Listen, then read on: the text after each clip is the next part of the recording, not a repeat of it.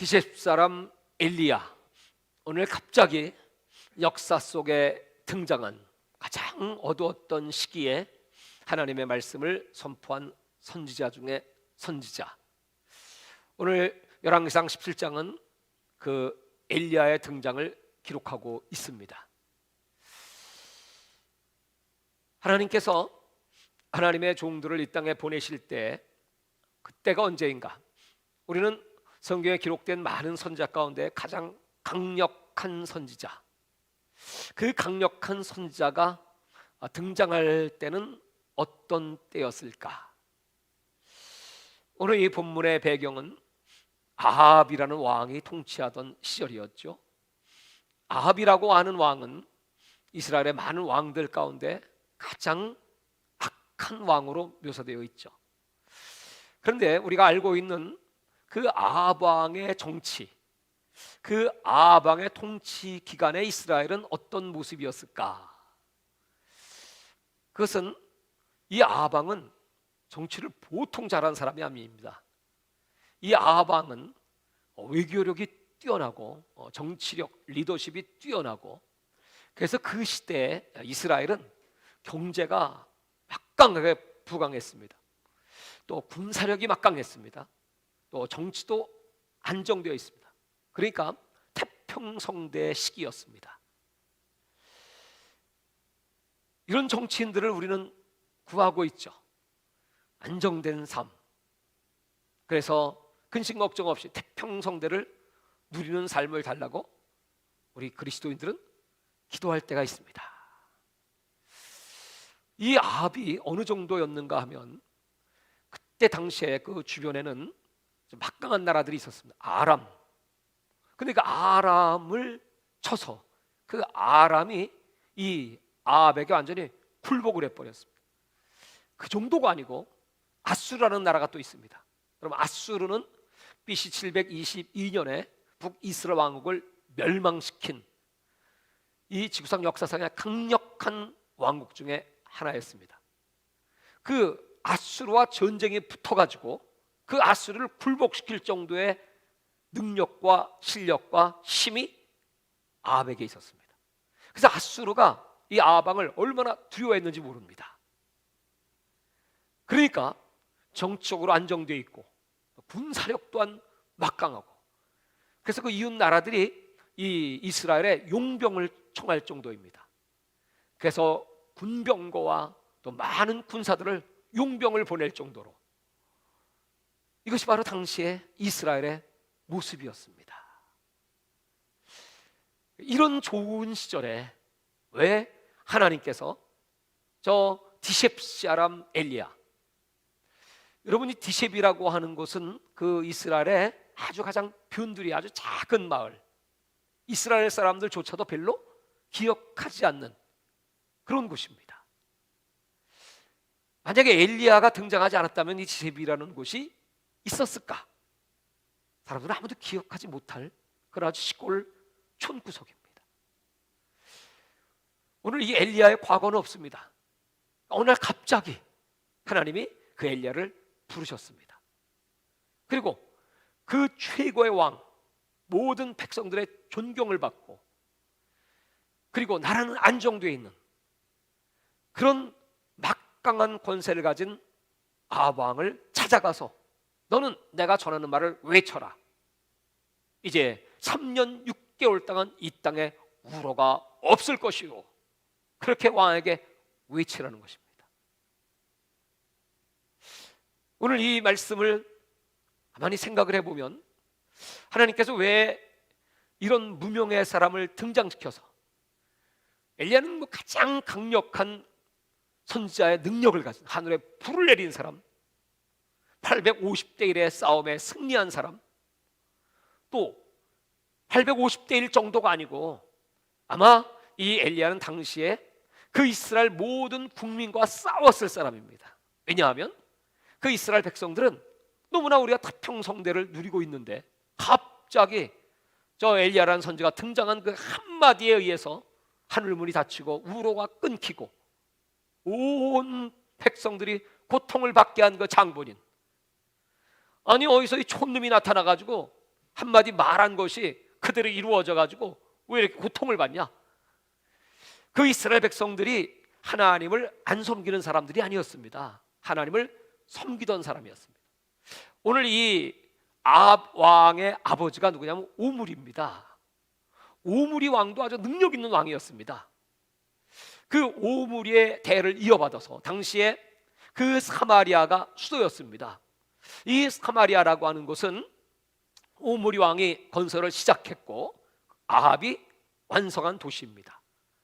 당시에 그 막강한 힘과 불을 가지고 상하, 그 상하를 도초에 설치해서 상하궁이라고 할 정도로 그 도시는 화려했고 견고했고 그 도시는 사람들이 다 부러워하는 그런 도시를 세웠습니다. 그런데 이제 문제가 있었습니다. 그것은 뭐냐면 그 오므리가 그 나라의 그 국권을 든든하게 하기 위해서 이 아합을 결혼을 시킬 때 그 근처 나라 중에 가장 그 강력한 나라 중에 하나는 두로라는 나라가 있었습니다. 그 두로 나라의 공주 이세벨과 정략 결혼을 시키게 됩니다. 그 정략 결혼의 결과로 말미암아 두로는 그 이스라엘로부터 많은 농산물, 그 풍요한 땅에서 나오는 농산물을 수입하게 됩니다.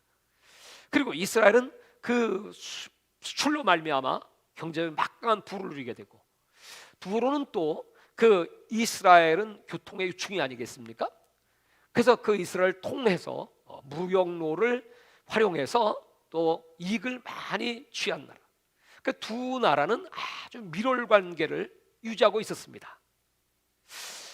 이렇게 외교에도 능하고 정치에도 능하고 또 모든 군대를 아주 강력하게 아수르와의 전쟁에 이길 정도의 그런 실력을 가지고 있었고 이 태평성대 시대 문제는 딱 한 가지였습니다. 그것은 바로 그 이세벨 여인이 가지고 들어온 종교입니다. 그 종교는 바로 바알 종교입니다. 그럼 바알 아시죠? 풍요의 신. 이게 자연스럽게 이 바알 종교가 이스라엘에 점점 확산되기 시작했습니다.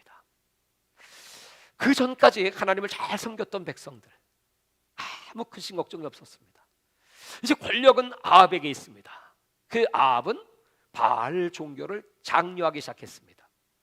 그렇다면 여러분, 당시에 그렇게 편안한 삶을 누렸던 이스라엘 백성들은 어떤 태도로 그 바알 종교를 대할까요? 그것은 우상입니다. 하나님이 극도로 증오하시는 가증한 행위입니다.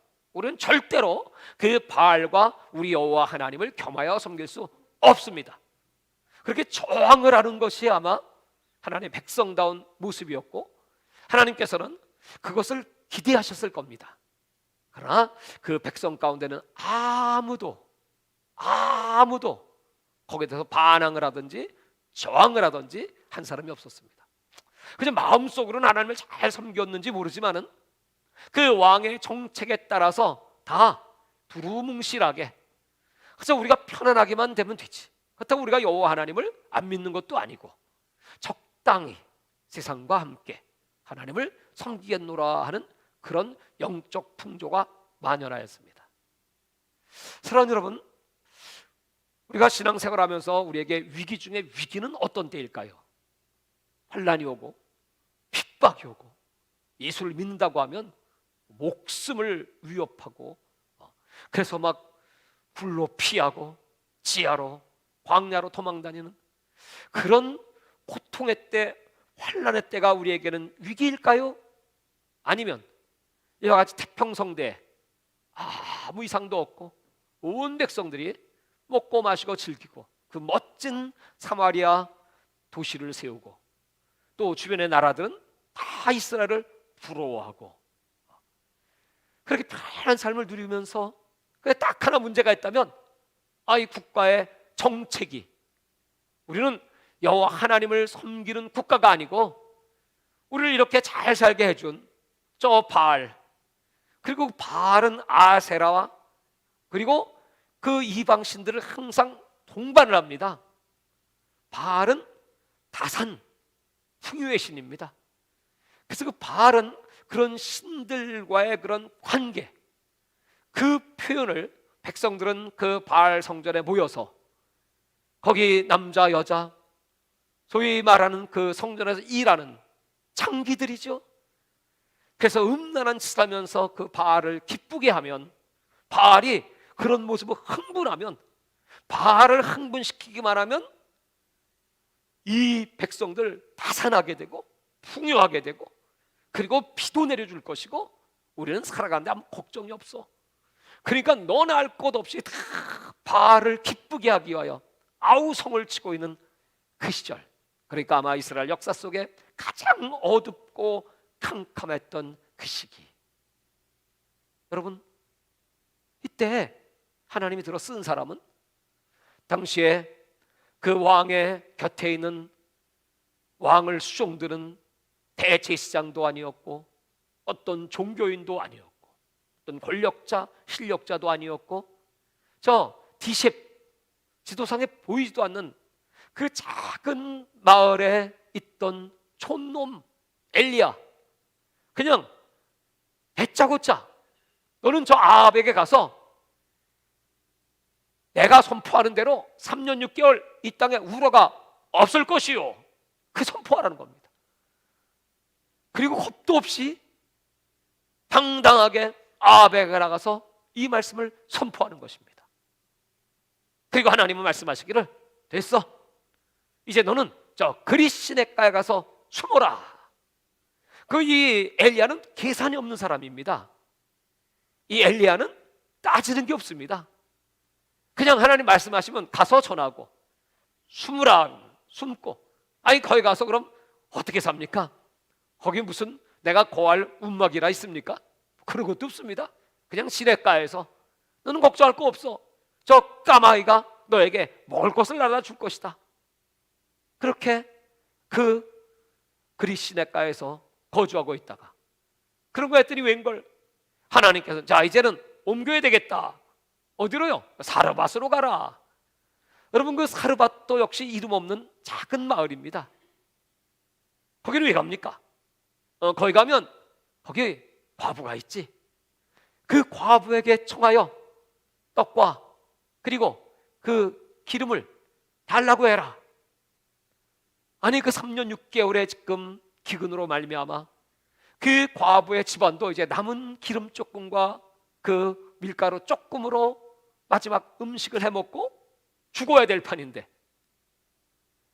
이 엘리야는 아주 매정하게 나에게 그걸 다오, 절반은 나를 위해 다오, 절반은 너희들이 먹어라.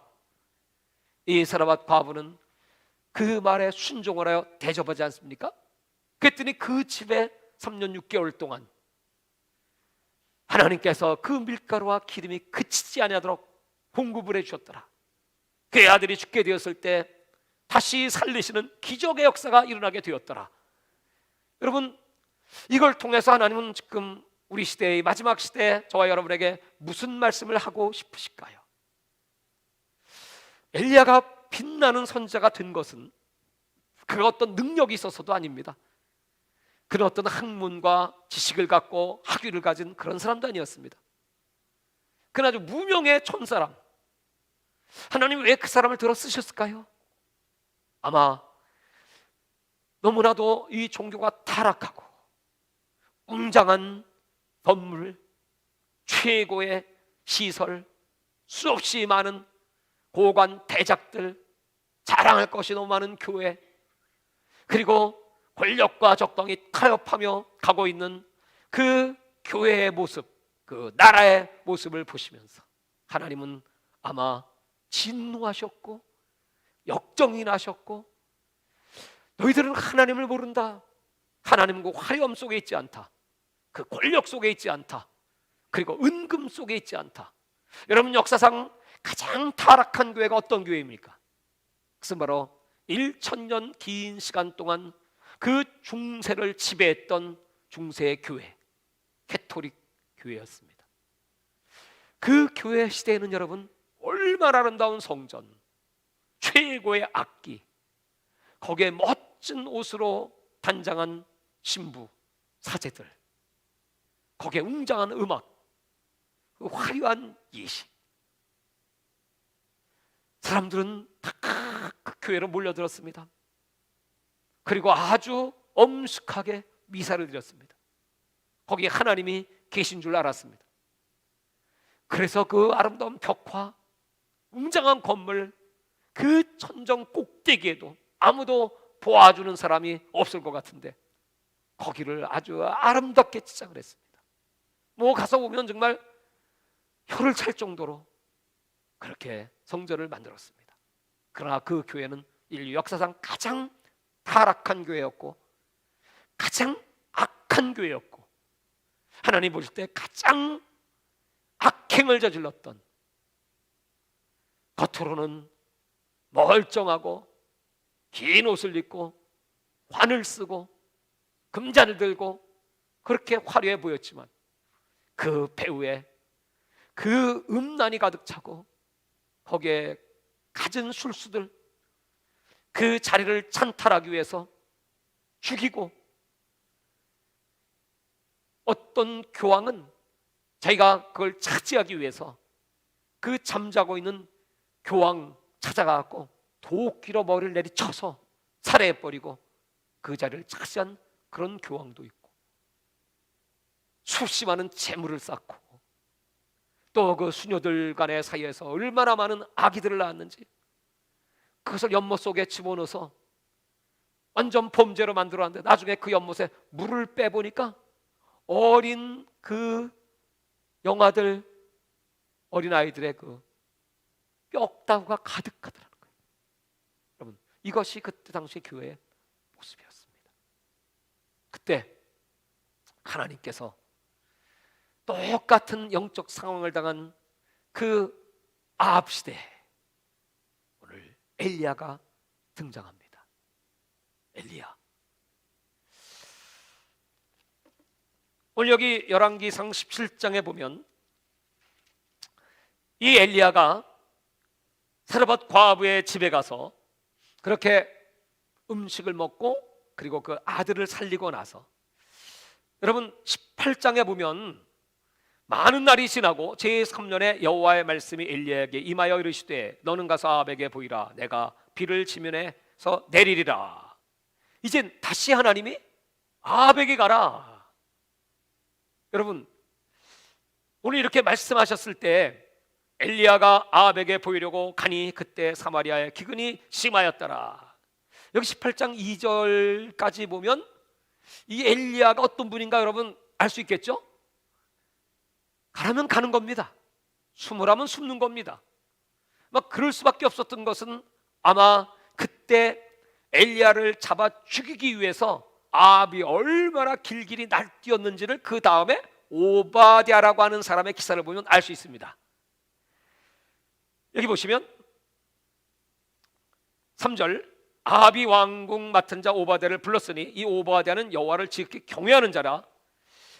하나님을 경외하는 사람인데 이 아합은 오바댜를 충성되게 여겨서 자기 신복처럼 옆에 두고 고위 관리로 사용을 했던, 아주 아이러니하죠. 그런데 이 오바댜는 참 지혜로운 사람이었습니다. 하나님을 경외하는 자였기 때문에 아마 뱀처럼 지혜롭고 비둘기처럼 순결함이 있었던 사람인 것 같습니다. 그래서 4절에 보시면 이세벨이 여호와의 손자를 멸할 때 오바댜가 선자 100명을 가지고 50명씩 굴에 숨기고 떡과 물을 먹였더라. 여러분, 이 오바댜는 어떤 사람입니까? 이세벨이 다 잡아 죽이는 판에 은밀하게 그 하나님을 경외하는 하나님의 종들 100명을 50명씩 굴에 숨기고 떡과 물을 공급해서 살린 사람입니다.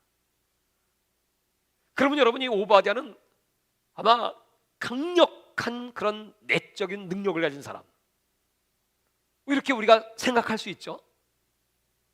정말 하나님의 사람 중에 하나님의 사람이다. 그런데 그 다음 절부터 읽어보면 전혀 이 오바댜의 그런 강한 모습이 아닌 전혀 다른 약한 모습이 또 등장합니다. 보십시오. 5절 보십시오.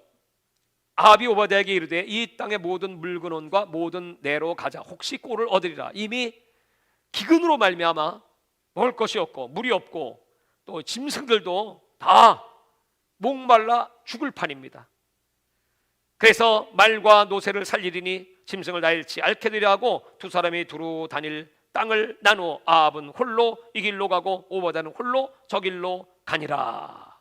그래서 이 아합이 오바댜 단둘이서 나가가지고 자, 우리 물을 좀 찾아보도록 하자. 너는 저쪽으로 가고 이쪽으로 가라.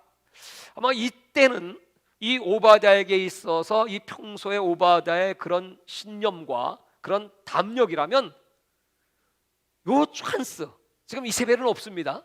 단 둘이, 아무도 이 두 사람의 대화 가운데 낄 사람도 없습니다. 그렇다면 분명히 이 오바댜는 이때 이렇게 말했어야 될 거예요.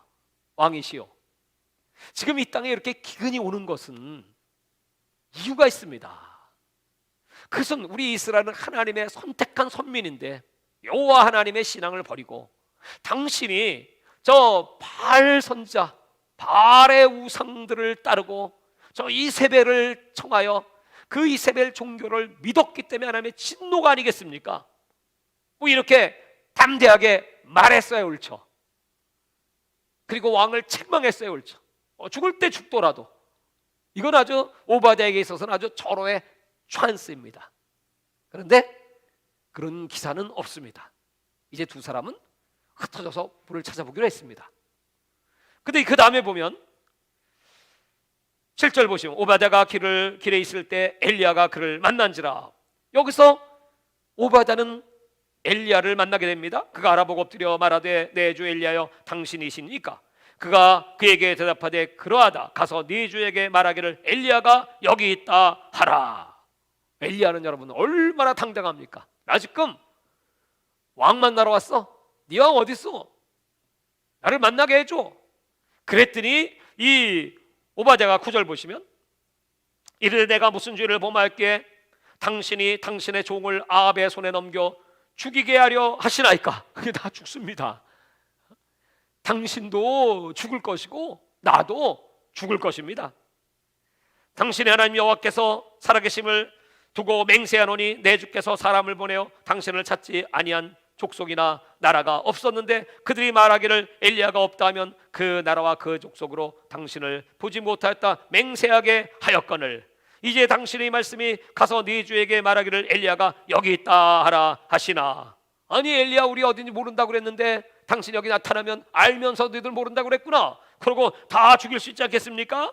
12절 내가 당신을 떠나간 후에 여호와의 영이 내가 알지 못하는 곳으로 당신을 이끌어 가시리. 내가 가서 아합에게 말하였다가 그가 당신을 찾지 못하면 내가 죽임을 당하리다. 당신의 종은 어려서부터 여호와를 경외하는 자라.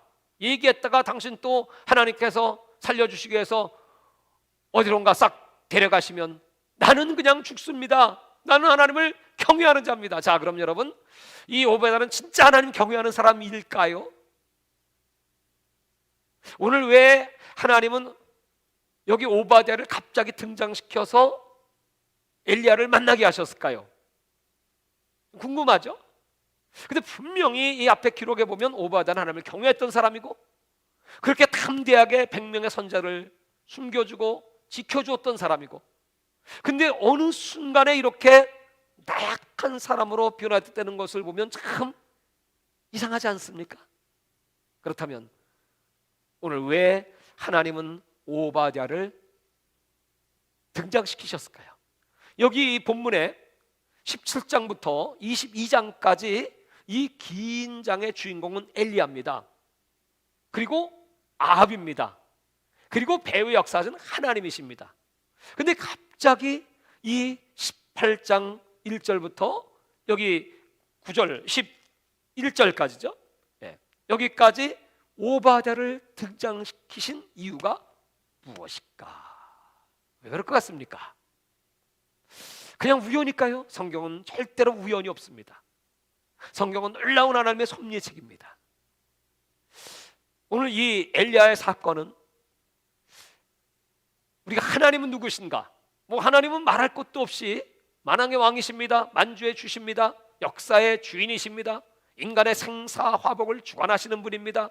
그를 경외하는 자에게 상 주시고 복 주시고 또 불순종하는 자들을 진멸하시고 멸망시키시고 믿고 세례를 받은 자는 구원을 얻을 것이요 믿지 않은 자는 정죄를 받으리라. 그 하나님은 공의의 하나님이시며 또 그 아들 예수 그리스도 이 땅에 보내셔서 우리들을 불쌍히 여기시는 인자로우신 인애하신 헤세드의 사랑을 하신 하나님이십니다. 우리는 그 하나님을 그렇게 알고 있습니다. 그렇다면 여러분, 하나님이 당대에 귀하게 쓰셨던 엘리야는 누구입니까? 또 이렇게 하나님을 경외하는 사람이라고 성경에 기록된 오바댜는 누구입니까? 그리고 저와 여러분은 하나님 앞에 어떤 존재입니까? 우리는 엘리야가 위대한 불의 사자라고 말하지만 나중에 나타난 엘리야의 행적을 보면 절대로 엘리야는 위대한 불의 사자 아닙니다. 엘리야는 능력의 종 아니었습니다.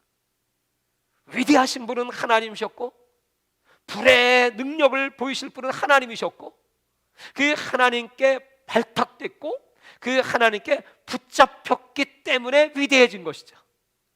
오늘 여러분, 우리 한국교회의 놀라운 부흥, 세계 선교를 주도하고 세계 탑 10의 교회들이 한국에 있습니다. 50대 교회 가운데 한국 교회들이 거의 주도할 정도로 장로교회 최고의 교회, 감리교회 최고의 교회, 순복음의 최고의 교회, 성결교회 최고의 교회들, 이런 교회들이 한국에 있습니다. 한국은 정말 상상할 수 없는 그런 기적을 일으켰고 세계 교회는 한국 교회를 부러워했습니다. 그것은 한국 교회 목사님들이 탁월했기 때문일까요? 설교를 잘했기 때문일까요? 능력이 많아서였을까요? 위대한 리더십이 있어서일까요? 또 우리 한국 성도들의 그 열정이 있었기 때문에, 그 헌신이 있었기 때문에 이렇게 부흥이 됐고 전 세계에 빛을 발하는 나라로, 세계 선교 대국으로 성장할 수 있었을까요? 오늘 하나님께서 이 본문을 통하여 우리에게 말씀하시기를 아니다. 한국교회 어떤 위대한 주의 종의 업적이 아니다. 성도들의 위대함이 아니다. 그것은 딱 하나, 전능하신 하나님께서 오랫동안 귀신에게 사로잡혀 있고 유교에 사로잡혀 있고 불교에 사로잡혀 있고 그리고 음란에 사로잡혀 있고 가난에 게으름에 귀신에 찌들어 있고 그것도 부족해서 저 몽골에 96년 동안 그리고 일제에 36년 동안 노예 생활했고 거기다가 해방이 돼서 잠깐 자유를 얻나 했더니 6.25 전쟁, 남북 상잔의 전쟁을 하며 완전히 잿더미가 되고 이렇게 불쌍하고 가련하고 비참한 이 민족을 긍휼히 여기시는 하나님께서 우리 대한민국을 찾아오셨고 복음을 전해주셨고 그 복음 앞에 우리는 열광했고 그 하나님께 부르짖었고, 여러분 그 짧은 시간 동안에 하나님이 우리 한국교회에 베풀어주신 그 은혜와 축복이 얼마였습니까? 여러분 차라리 그때가 우리 한국교회 최고의 시기, 그 어렵고 힘들 때 금식하고 부르짖고 기도하고 기도원에 가서 그 쪽잠을 자면서 그 산에 올라가서 그 추위 속에 또는 비를 맞아가면서 부르짖던 그 시기, 그때가 바로 우리 한국의 최고의 절정기 부흥의 시간이었겠습니까? 그때 구한 게 뭐였죠? 하나님 우리도 좀 잘 살게 해주세요. 그때 당시의 노래는 잘 살아보세, 우리도 한번 잘 살아보세, 새마을운동이었습니다. 정말 하나님은 그 기도에 응답을 해주셔서 우리 한국은 세계 10위권의 경제대국으로 성장하게 되었습니다. 그런데 그 다음부터 우리 한국교회의 모습은 어떻게 변형되어 나가고 있습니까? 왜 지금 우리는 이 코로나로 말미암아 고통을 받아야 할 것이고, 왜 지금 저 사람들에게 손가락질을 당하면서 왜 비웃음거리가 되고, 아주 이 교회는 완전히 천독꾸러기 정도가 아니고 존재해서는 안 되는 존재, 뭐 이런 식으로 비하하고 있지 않습니까? 왜 이렇게 수치와 부끄러움을 당하고, 말라기에 나와 있는 것처럼 네 얼굴에 똥을 발라버리겠다 하나님께서 말씀하신 것처럼 부끄러움 가운데 빠져야 합니까? 아마 그것은 이 아합 시대에 이 백성들의 모습과 오늘날 우리 한국교회의 모습이 거의 비슷한 상태에 빠졌다. 영적으로 둔감해지고 하나님의 은혜에 대한 그 갈망이 다 소멸돼 버리고, 신명기를 주일날 말씀을 드리면서 신명기 8장은 하나님의 섭리를 기록한 책입니다. 너희를 이 광야 40년 동안 광야길을 헤매게 한 이유, 그것은 너희를 낮추고 시험하사 너희의 마음이 어떠한지, 하나님 법을 지키는지 아니 지키는지, 하나님을 사랑하는지 사랑하지 않는지를 알아보려 하심이라. 그리고 이렇게 너희를 낮춘 다음에 너희들이 그토록 구하는 것, 은금이 증식되고 양떼들이 소떼들이 수없이 많아지고 창고가 가득해지고, 우리가 그렇게 구하는 것, 하나님 우리에게 복을 좀 주세요, 우리에게 물질을 주세요, 능력을 주세요, 좀 우리도 담대하게 좀 큰 소리 치면서 그 지난날의 서러움을 딛고 그렇게 세상에 선포하며 하나님 자랑하게 해주세요. 그렇게 기도해서 정말 그 기도의 응답을 받았는데, 여러분 그 기도의 응답의 결과가 무엇입니까? 그것은 바로 위기입니다. 기도 응답이 위기가 됐어요. 그 다음 구절에 너희 마음이 교만하여 나 여호와를 잊어버리게 될까 두렵다. 그 다음이 하나님이 두려워하시는 사건. 그러니까 하나님이 제일 두려워하시는 일이 뭐냐면 우리 성도들이 잘 되고요, 아무 일도 없고요, 풍성해지고요, 배부르고요, 창고가 가득하고요, 은금이 충실될 때요, 하나님이 제일 불안해. 그러니까 하나님이 제일 불안해하는 걸 우리는 열심히 한국교회가 구했죠. 그런데 지금 하나님은 너무너무 불안하셔. 이렇게 될 때 너희 마음이 교만하여 나를 떠날까 두렵다. 엘리야 시대와 같이 지금의 시대, 하나님을 떠난 시대, 결국 하나님께서 이런저런 이유 때문에 이 코로나로 말미암아 이제는 숫자 많이 모이는 것, 웅장한 건물, 그게 별로 별 의미가 없습니다. 그 교회에 어떤 고관 대작이 출석하느냐, 그거 별로 의미 없습니다. 그 목사님 얼마나 유명한 목사, 그것도 별로 의미가 없습니다. 지금은 제일 중요한 게 그 교회 안에 얼마나 하나님을 경외하는 하나님의 사람이 있느냐, 몇 사람 그런 사람이 있느냐, 하나님께 기도할 때 그 기도가 상달되고, 그리고 그 기도로 말미암아 40년 블레셋 공격을 막아낼 사무엘 같은 사람, 저 예루살렘, 그 위기에 빠진 예루살렘 모여 중보 기도할 때 그 하나님과의 막힌 담, 그 담사에 헐어진 것을 메우고 진리와 공의를 구하는 그 한 사람, 하나님의 진노를 막아설 사람, 그런 사람이 몇 명이냐. 마지막 때 하나님께서 명하시는 대로 이렇게 순종하고 선포하고, 그리고 그 길을 따라, 우리의 가는 길은 어떤 영광의 길이 아니고 어떤 넓은 축복의 길도 아니고, 주님은 좁은 길이라고 말씀하셨고 자기 십자가를 져야 되는 길이라고 말씀하셨고 내가 죽어야 되는 길이라고 말씀하셨고, 나는 없고 그리스도만 나타나는 길이요, 그 길로 가라고 말씀했습니다. 사람들은 다 힘을 달라고 기도합니다. 나에게 힘을 주옵소서. 그 힘을 가진 왕들, 그 힘을 가진 주의 종들이 무엇을 했습니까? 그 힘으로 자기 왕국을 쌓고 자기 이름을 높이고 자기 나라를 확장하고 자기 프라이드를 세우고, 그 힘으로 하나님은 점점 뒷전으로 물러나고 하나님의 이름은 땅에 떨어지지 않습니까?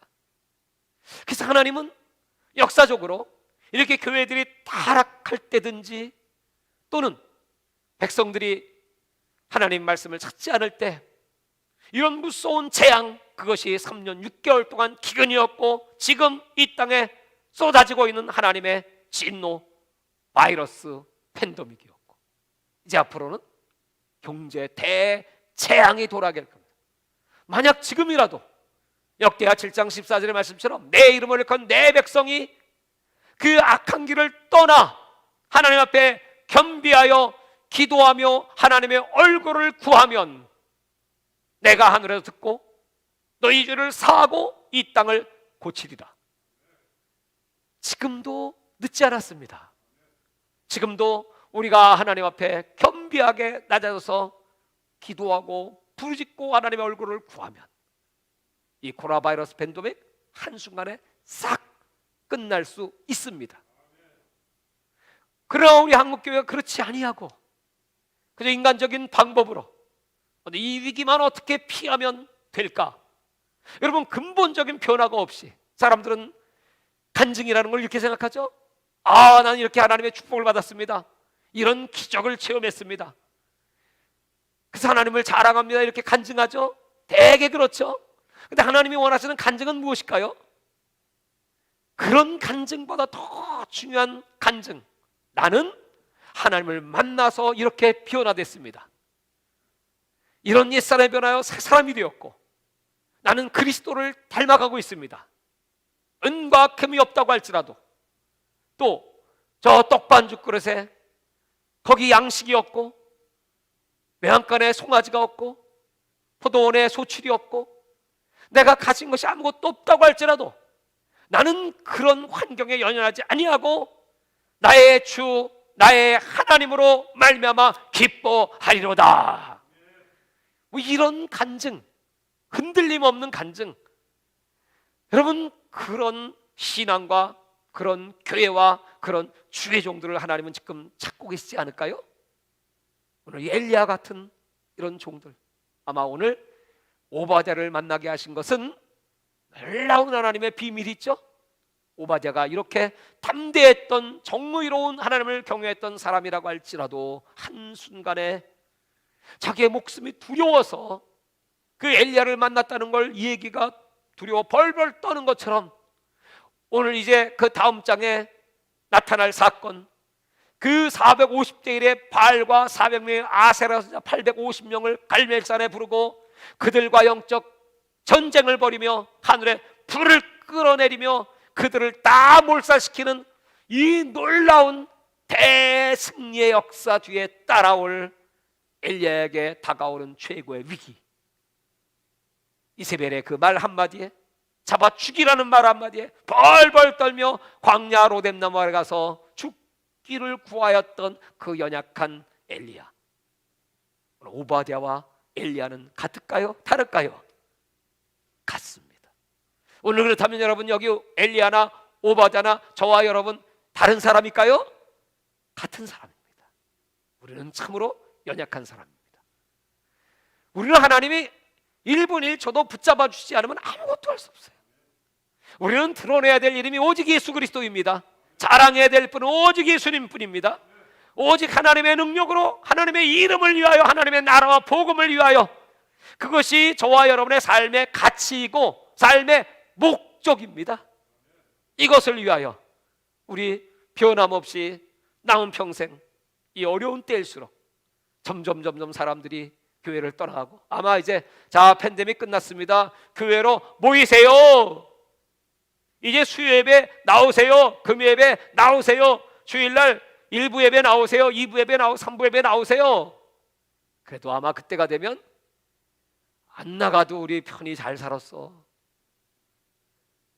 그리고 아예 이스라엘 백성들처럼 이렇게 완전히 세상과 하나님과 양다리 거치고 그리고 편리함에 젖어서 살아가는 그런 사람들이 얼마나 많을까요? 마지막에 적그리스도의 씨가 도래할 때, 여러분, 매매를 못하게 한다고 할 때, 매매는 내 생명입니다. 그때 여러분, 내 생명을 내놓고 하나님만을 섬기겠다고 선포할 수 있겠습니까? 아니면 먹고 살기 위해서, 지금 훈련되지 않은 사람들이 먹고 살기, 그 편을 받고 잠깐 편안해, 그리고 영원한 지옥불에 빠지겠습니까?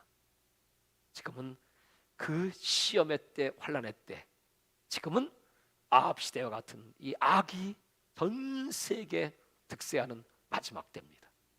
지금 이때 우리가 깨어서 당장 결심하십시오. 오늘 나는 하나님 앞에 나아가겠습니다. 코로나 바이러스보다 하나님이 더 강력하십니다. 나는 하나님을 더욱 사랑합니다. 우리 하나님의 능력을 너무나 감소시키고 하나님의 이름이 땅에 떨어지는 이 마지막 시대, 우리는 오바댜나 엘리야처럼 연약한 종일 뿐입니다.